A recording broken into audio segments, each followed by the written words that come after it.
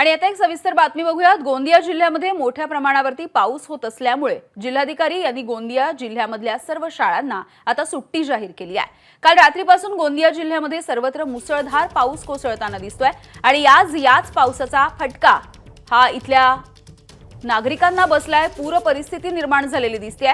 जिल्ह्यामधले अनेक रस्ते सुद्धा बंद झालेले आहेत, पाण्याखाली गेलेले आहेत आणि या सगळ्या परिस्थितीच्या पार्श्वभूमीवर जिल्हाधिकाऱ्यांनी इथल्या सगळ्या शाळांना सुट्टी जाहीर केली आहे। दरम्यान गोंदियामधून पावसाचा आढावा घेतलाय आमच्या प्रतिनिधींनी।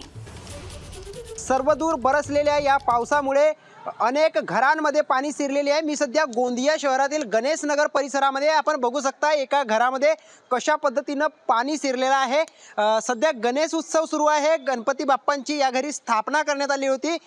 ते गणपती बाप्पाच्या ज्या ठिकाणी गणपती बाप्पा यांनी स्थापित केले त्या ठिकाणी देखील मोठा पाणी शिरलेला आहे। इकडे जर बघितले तर दुचाकी वाहनं ठेवलेली होती। या दुचाकी वाहनं पूर्णतः बुडालेली होती। आता पावसाचा जोर कमी झालेला, पाऊस कुठेतरी आता थांबलेला आहे आणि त्याच्यानंतर आता हे पाणी हळूहळू ओसरायला सुरुवात झालेला आहे। मात्र असे असले तरी या आलेल्या पावसामुळे प्रचंड नुकसान झालेले आहे। गोंदिया शहराचा जर विचार केला तर अनेक जे रुग्णालये असतील, अनेक घरं असतील, त्याच्यामध्ये मोठ्या प्रमाणात पाणी शिरलेलं आहे।